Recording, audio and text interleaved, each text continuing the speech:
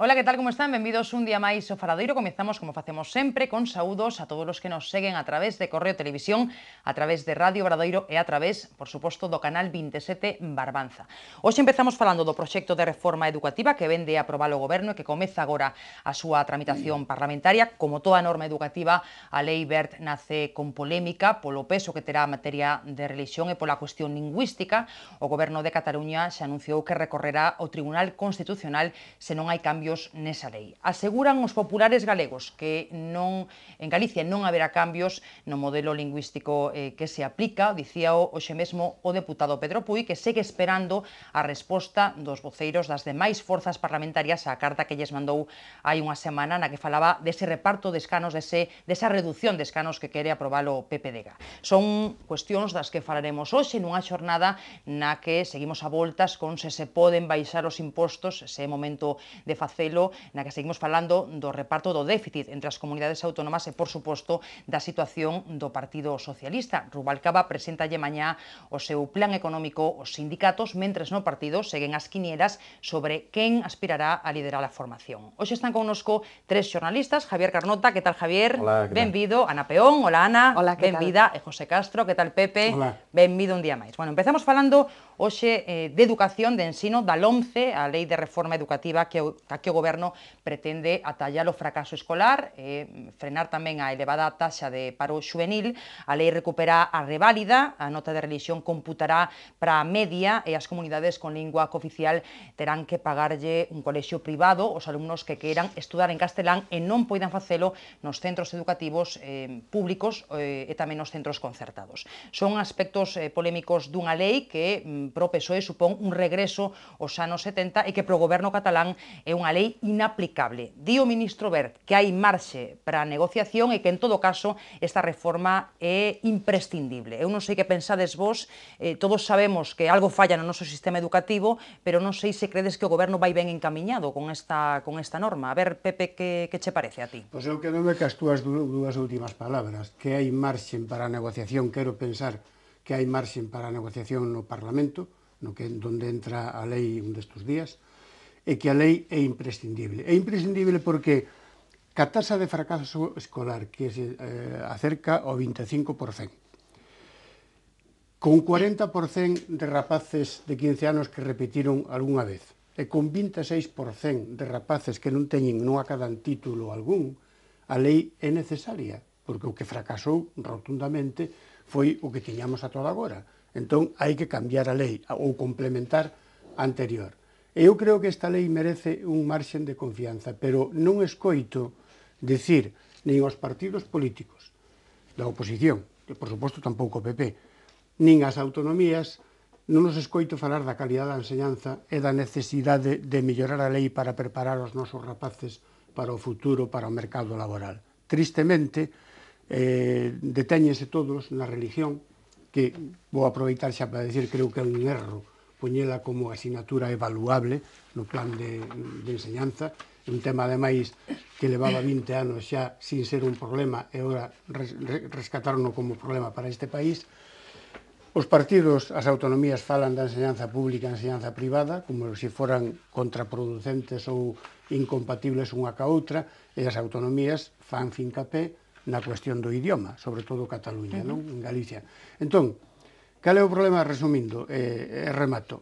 Lei necesaria, o gallá que no trámite parlamentario sea modificada e complementada co consenso de todas as forzas políticas, porque senón é un fracaso do ministro Wert, pero é un fracaso de todas as forzas políticas esta nova lei que sería a sétima da democracia, ¿no? Concordades con Pepe ou Ana, que engades? Vamos a ver, yo creo que el fracaso en los estudios de los jóvenes es un fracaso de toda la sociedad, de toda la sociedad. Los datos que decías tú, que un 25% de los jóvenes abandonen los estudios, que haya un 23% de jóvenes que ni estudian ni trabajan, que los datos del informe PISA revelen que los alumnos españoles están muy por debajo debajo de la media europea en matemáticas, en lengua, bueno, absolutamente en todo. Y al mismo tiempo que se vea que no es un problema estrictamente económico, porque según los datos de la OCDE, España invierte un 21% más que la media de la OCDE en cada alumno, es decir, que no es un problema estrictamente económico, es un problema sobre todo de que es necesario recuperar la cultura del esfuerzo, la cultura del sacrificio. Hemos vivido estos años esta etapa de Zapatero del buenismo, ¿no?, donde todo el mundo tenía que ser igual en resultados, y esa no es la cuestión. Lo que tiene que ser igual todo el mundo es oportunidades, que todo el mundo pueda acceder a la educación, pero dentro de eso el esfuerzo de los alumnos tiene que recompensarse, y eso es lo que falla en el sistema actual, que hasta ahora, bueno, pues daba igual las asignaturas que aprobases, pasabas de un curso para otro, no había una exigencia que yo creo que es la base de la educación, además, el esfuerzo, el mérito, la capacidad, y que eso tenga una recompensa. En cuanto a las críticas que se reciben, que dice Pepe que solo le escucha a la oposición y al gobierno hablar de los temas de la religión. Bueno, yo ayer leí en un periódico de tirada nacional, que no voy a decir el nombre para no hacer publicidad, una entrevista de 3 páginas con el ministro Wert, y el titular era precisamente eso, que lo importante de esta ley era capacitar a los jóvenes para acabar con ese 55% de paro juvenil, y destacaba los aspectos más importantes en materia de formación profesional, esa cultura del esfuerzo. Es decir, que en 3 páginas el ministro Wert destacaba todos estos aspectos. Es decir, que por parte del gobierno y por parte del ministerio sí he escuchado estas explicaciones. Lo que sí es cierto es que por parte de la oposición hemos escuchado el tema de la religión y cuestiones muy concretas que no creo que sean el problema de la educación en España. El tema de la religión, pues se podrá elegir, los que quieran podrán estudiar religión, y los que no, pues una materia que se llamará valores éticos y morales, que a mí me parece importante que los niños y los jóvenes reciban educación en valores éticos y morales, no le veo ningún problema. Y desde luego la ley dice que las materias troncales, las materias más importantes, van a ser matemáticas, lengua y lengua extranjera. La religión, como mucho, pues tendrá 1 hora a la semana, con lo cual la carga lectiva y el esfuerzo que va a suponer no va a ser el mismo que el de las otras materias. El debate de la religión es que sea evaluable y que cuente como biología o como mira, lengua. En Es todos los países europeos, salvo en Francia, la religión computa en el expediente académico. Sí, que haya una asignatura historia de la religión y que tenga una nota y que puntúe, y que no sea una materia troncal y que no tenga la carga lectiva que tienen otros y que sea 1 hora a la semana, yo no le veo mayor problema. Y en el tema lingüístico yo creo que hay una serie de sentencias que reconocen, en el caso de Cataluña, determinadas cuestiones, la necesidad de que los que quieran tener como lengua vehicular el castellano lo puedan tener, y no se están cumpliendo. Y yo creo que es un error también pretender limitar idiomáticamente a los niños. Yo creo que los niños está bien que sepan pues la lengua oficial de su comunidad, la lengua oficial también en su comunidad, que es la lengua española, y si puede ser que sepan inglés, que sepan francés, que sepan alemán, etcétera, etcétera. No se puede limitar a los niños, deben estar desde pequeños capacitados y tener destreza para manejarse en el mayor número de lenguas posibles. A ver, Javier, que pensa? Penso que esa entrevista é moi elocuente, non? Entre o que se quere facer e o que se quere publicitar, non? Eu creo que esta lei, o principal objetivo que ten é volver a poñer outra vez a educación no mercado. E por qué? Por a incidencia que se fai na importancia das reválidas. As reválidas, ese mismo ministro e o mismo goberno acaba de dicir que dentro de todo o proceso negociador tan importante que se pode abrir agora no Parlamento é intocable. Por que é intocable? Bueno, pois porque agora parece que toda a educación se vai dirixir a que pasemos 3 ou 4 exámenes, pero 3 exámenes, non? Entón, dos cales 2 definitivos, porque depende da titulación e o paso a seguinte etapa. Bueno, eso xa houve en outros tempos e xa vivimos a maioría na selectividade, non? É dicir, os colexios privados, os que teñan un poquinho de memoria o saberán, anunciábanse, publicitábanse dicindo o número de aprobados que tiñan nas reválidas e na selectividade. Bueno, pois eso fai que se unha competitividade entre a educación privada e a educación pública, onde a educación pública parece que quedou, polo menos esa experiencia que temos no pasado, como en detrimento da privada, porque tampouco necesita esa competencia, e segundo, non é os obxectivos da pública de acadar un determinado número de aprobados, sexa como sexa, senón o de facer cumplir un modelo educativo que van marcando os gobernos. Lamentablemente, na época da democracia española, ven sendo un modelo por goberno, non? E iso tamén variou moito e é culpa de todos os partidos que gobernaron. Respecto a que esta lei vai a acabar ou que ten como objetivo primordial ou que os obxectivos, as modificacións, porque realmente fai modificacións da lei anterior, non? É todo un artigo que fai modificacións da antigua lei. Bueno, pois hai que decir que realmente pode que haxa en este momento un número de xóvenes que non están capacitados, pero non son precisamente os que estudiaron a formación profesional, non son os que estudiaron precisamente o bacharelato, nin son os que salen das nosas universidades, porque esos están de número 1 nos expedientes de todas as empresas estranxeiras.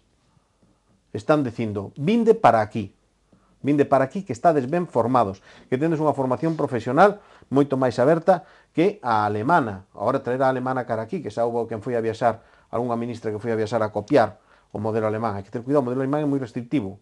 Ali enseñan a colocar o tornillo número 7, titular do número 7. O día que non se coloca o tornillo número 7, chungo. Entonces, todas estas cousas tamén se tiñan que falar. Que me cabrea a mí? Pois efectivamente, que se centre todo na lingua e na religión. Por qué? Porque creo que desvía destes outros temas que aos pais, eu falo máis en este caso como pai, como calquera outra cousa, tamén nos preocupan. Ahora, tamén é certo, o tema da religión e o tema da lingua son moi importantes polo que decía Pepe.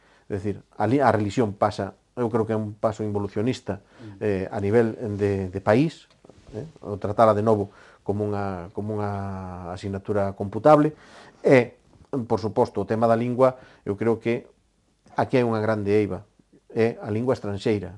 O que non podemos competir, o que non podemos é convertir en problema a lingua propia, que non é. O problema precisamente é iso. Todos con brevidade, que tedes moito que dicir, está o tema moi ben. Eu iba a dicir tres cousas. Unha, o diseño curricular dos rapaces é moi cargado, tremendamente cargado. É prácticamente imposible que un neno hoxe dé a conta de todo o que se lle exixen nos programas, no diseño curricular correspondente. Segundo, o tema dos idiomas. Non debemos facer cuestión do idioma autóctono, porque eso cultivan os filólogos, fala o povo e falámolo todos nós. O que hai que facer fincapé é no idioma estranxeiro, porque estamos vendo que se marcharon miles e miles de rapaces ao estranxeiro e aí necesitan inglés. E tristemente, das nosas escolas salen os rapaces hoxe sin competencia suficiente en idioma estranxeiro. E aqueles que acadan a competencia é porque complementan a formación pola súa conta, cunha pasantía ou cun ensino privado. E por último, na lei non se contempla absolutamente nada da atención ao profesorado, que é unha pata básica do contexto educativo. Os alumnos inspeccionan os alumnos tres veces na súa carreira e non se mellora en absoluta a inspección dos profesores. E nadie se ocupa deso. Entón, para concluyo, creo que no trámite parlamentario debían ter en conta todas estas cuestións e ceder todos, ceder o Partido Popular, ceder o ministro Huer, que non pense que vai a durar toda a vida no goberno, e o PSOE xa anunciou que o día que chega ao poder cambie outra vez a lei, tristemente para este país. Entón debían acadar un consenso entre todos e sacar unha lei válida para todos. Sí, yo un matiz, cuando hablabas de las numerosas leyes de educación que se han hecho en España, han sido responsabilidad del Partido Socialista, porque el Partido Popular en la época de Aznar hizo solo una ley, la ley del Pilar del Castillo, la ley de calidad de la educación, que en cuanto llegó Zapatero en el 2004 la derogó, es decir, que prácticamente no pudo entrar en vigor, es decir, que solo una, y ahora esta, es decir, que todo este lío de leyes han sido del gobierno socialista, porque el PP solo hizo una que... Pero non quería votarle a culpa ao Partido Popular. Que era una buena ley. Espera, que rematana. La ley de Pilar del Castillo, que coincidían que era una buena ley, y también como amenaza ahora al PSOE, que dice que si llega al poder lo primero que hace, va a ser derogar esa ley, pues Zapatero lo hizo. La ley de calidad de la educación que había hecho Pilar del Castillo, que coincidían muchos expertos en que tenía cosas buenas, pues no llegó a aplicarse. En cuanto a lo de... Partido Popular, en cuanto a lo de la reválida, Va a ser externa esa prueba y yo creo que está bien que se evalúen los conocimientos de los alumnos, porque esa es una forma de exigencia. Y yo voy a dar unos datos que he buscado respecto a lo que ocurre en otros países de Europa. En 17 países de Europa hay pruebas de este tipo y los test externos de este tipo mejoran los resultados académicos entre un 20 y un 40%. Qué mal estaban. Según el informe PISA del 2009, los países que emplean exámenes externos basados en este tipo de estándares obtienen 16 puntos más de las que no los obtienen. Yo no veo problema en que los alumnos en determinadas etapas tengan que pasar por reválidas y exámenes, porque yo entiendo que el estudio exige esfuerzo y que hay que demostrar y hay que esforzarse, lo que nos inculcaron de pequeños, vamos, esos valores de que para probar tienes que estudiar, ¿no? Que parece pero que para aprobar uns determinados estándares, sabes eso tamén o que fai? Que limitas superar eses estándares de calidade que se marcan despois os propios colexios.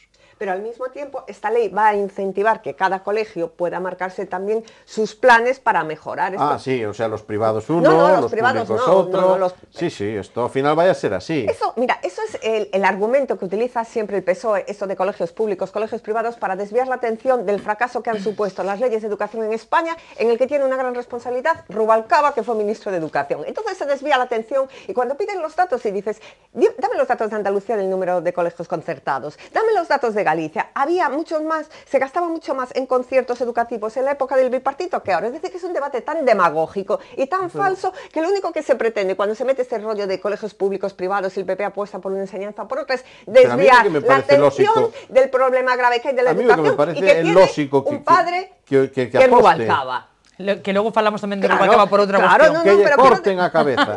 Pero mira, a ver, Javier, no, pero que no se puede hacer tanta demagogia. No puedes hacer tanta demagogia cuando tú eres... Hai que cortarlle a cabeza xusto día que se encontre un ministro que fixera mellor que eu como ministro de Educación. Eso ya tiene muchos en el PSOE, ya sabes que tiene muchos en el PSOE que están en ello, o sea que ya sabes que hay muchos en el PSOE, cada día salen más, cada día salen más dentro del PSOE. Estabas falando do ministro Rubalcaba como ministro de Educación. Entón, digo, no momento en que atopes outro un poquinho mellor, cortamos a cabeza. No, eso en el PSOE ya se van a encargar sus propios compañeros de cortar. Igual sí, pero no hoy precisamente... Hoy salieron dos más que quieren ser candidatos a las primarias, o sea que no, vamos, ya tiene dentro de su casa muchos que quieren cortarle la cabeza. Porque os procesos son transparentes, cosa que deberían envidiar e incluso alguna vez copiar os demás partidos. Pero, bueno, lo de transparencia... Imos a rematar con este tema que está moi ben, que está moi ben. Como las primarias que se hicieron en Galicia en el PSOE para elegir al candidato ahora, ¿verdad? Logo oímos que as primarias do PSOE. Pero bueno, despois hablaremos de la transparencia. Javier, falando da LOMCE. Falando da LOMCE, o que queda por dicir. A min pareceme lóxico, lícito, normal e incluso programático que o Partido Popular favoreza unha elección na educación entre a privada e a pública. É que non nos debemos engañar. Pero dame datos objetivos que acrediten eso que está diciendo, porque yo siempre he escuchado a todo el mundo diciendo se no favorece a los colegios privados y digo, yo dame datos. No, eso está lo diciendo ti. No, pero tú estabas hablando de que se estaba intentando, yo por lo menos he concluido, primar a la educación privada. Non fale desa vez, a ver, Javier. Se abre un camiño. E como se abren os camiños para que eso suceda? Legislando. E por que se legisla así? Porque forma parte do meu programa e ese forma parte do programa do Partido Popular, pero non pasa nada porque ademais ten unha maioría, que se ha utilizado desde todos estos años e tamén en Galicia por parte de la oposición sin fundamentarse en ningún dato objetivo. ¿Qué pasa? Que a dereita non lle gusta. Los datos son otros. Lo que quiere esta ley es mejorar la educación, la pública, la privada, la concertada, absolutamente toda. Ojalá mejoremos toda la educación. Se debe sentir o señor Bel como Zaratustra, o foco no medio da aldea, preguntando como é posible que non se dan conta do que lles veño a decir. Porque o resto da comunidade educativa e o resto da poboación estánlle dicindo, estás equivocado. Dinllo na rúa, dinllo no... Bueno, dinllo no propio Consello de Ministros e dixen, vamos esperar unha semaniña que está a cousa quente. Eso non é cierto. Entonces, a verdade, bueno, e despois é eso, é dicir, ábrese un proceso onde xa se están marcando liñas para poder modificar, que supoño que terá ademais pola súa propia estilo de redacción, as súas ¿Qué línea? dificultades... Concrétamelo, porque dices, se está marcando líneas, dime una Pois línea sí, que marque eso. por exemplo, pois mira, non queren que se toquen as reválidas, non queren que se toque o tema de religión. Lo que tienen que ver las reválidas con la enseñanza pública y privada, que estabas hablando que se estaban marcando determinadas líneas. No, estou falando de que non queren negociar a lei. Bueno, yo privada, mira, sinceramente, para ti la perra chica, que dis? Que o adaliz da pública e dos servicios sociais é o Partido Popular? Adiante. Ahora, caemos nun terreo, creo que roza un pouco pois a perda incluso do propio perfil que debe ter No, yo lo que estoy diciendo es que hay que debe ter mejorar o liberalismo, e a democracia cristiana. Que Pepe aboga. O PSOE estou seguro que o recibe a todos que sea casa común da esquerda. A ver, esquerda, gardade silencio. Pepe aboga polo consenso, pero a mí me parece que de consenso vai estar complicado iso. No, se non hai aquí entre dous, moito menos o vai haber.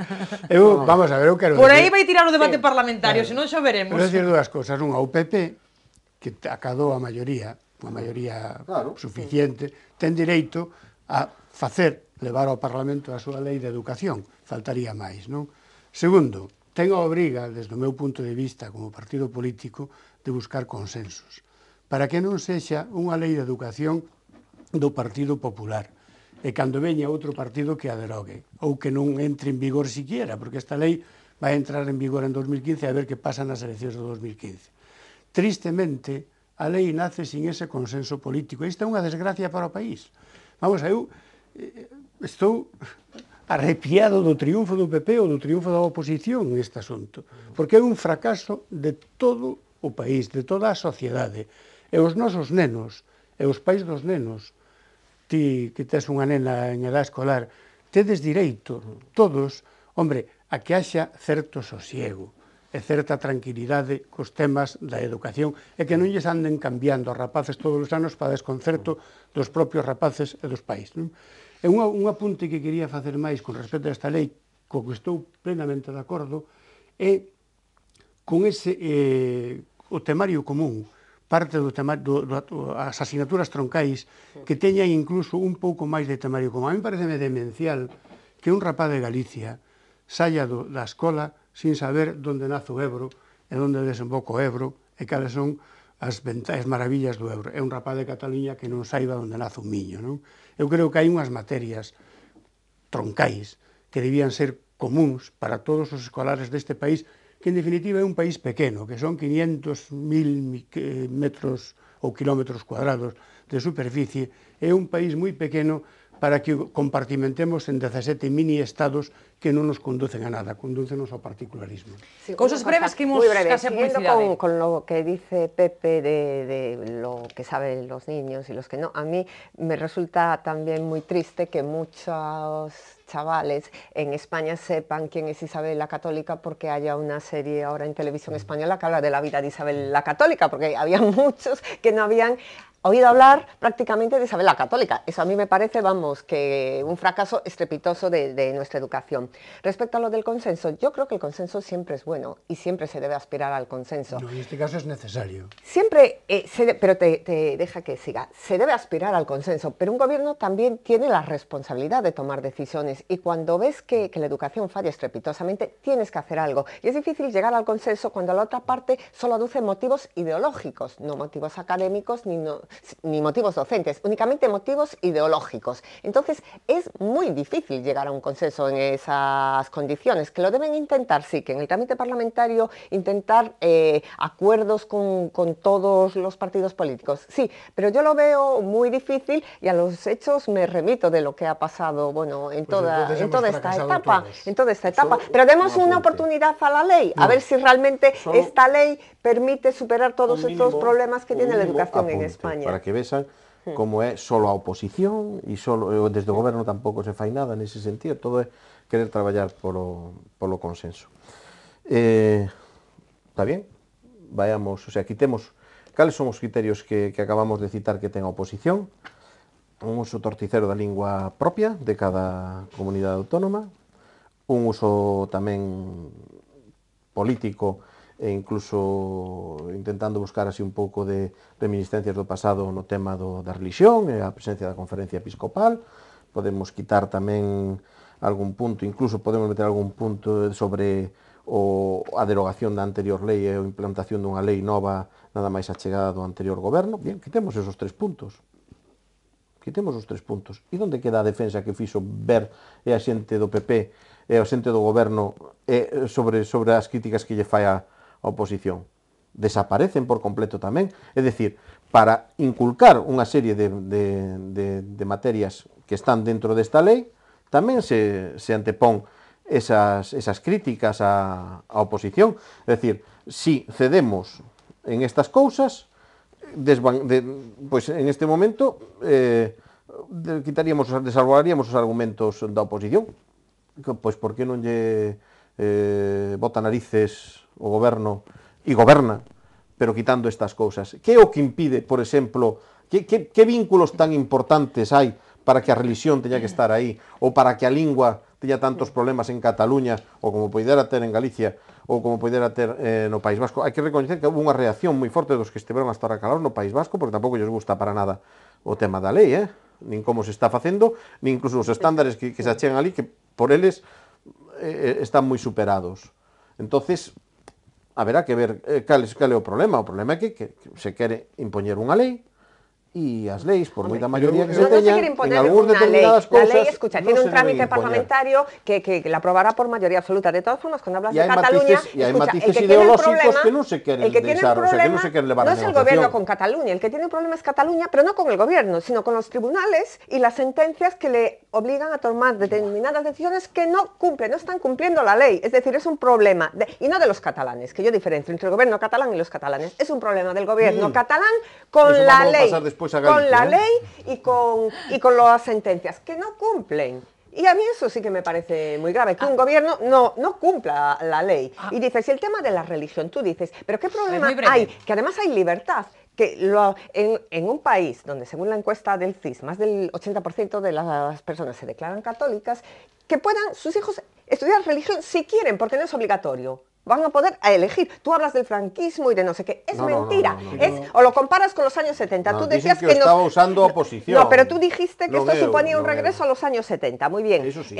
No, porque la religión es optativa. El que quiera la estudia y el que quiera estudia valores éticos. No se impone a nadie. A ver, Pepe, marchamos a publicidad, Y la educación física también cuenta en la media. Eso no se debate que sea voluntaria. Todos sabemos que es voluntaria. Estaba diciendo que se quitase la religión. Lo que se debate es yo no veo qué problema hay porque los niños estudian una hora de religión o valores éticos. Que sea evaluable como outra asignatura troncal, por exemplo. Imagínate.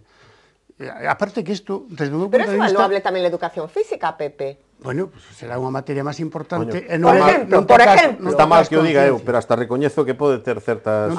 O sea que, pues por ejemplo, para ti, siendo para mí muy importante la asignatura de educación física, que yo creo que es muy importante, y también la educación deportiva, yo creo que genera valores muy positivos entre los niños, el deporte. Pues si vosotros estáis diciendo que no compute la religión, pues desde el punto de vista de la educación física, ¿por qué computa en la media? Porque puede haber niños con más destreza deportiva y otros niños con menos destreza deportiva. A ver, Pepe, y eso menos que el esfuerzo. Era unha pregunta a Pepe, non? Digo, porque... Sí, pregunto. A ver, Pepe. No, educación para a ciudadanía era unha asignatura que estaba completamente introducida na enseñanza.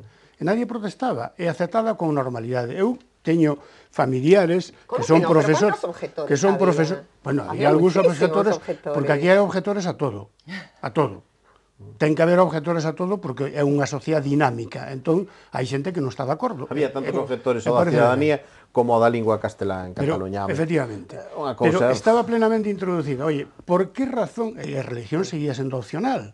E había rapaces que iban á religión, que non era evaluable, como as outras asignaturas.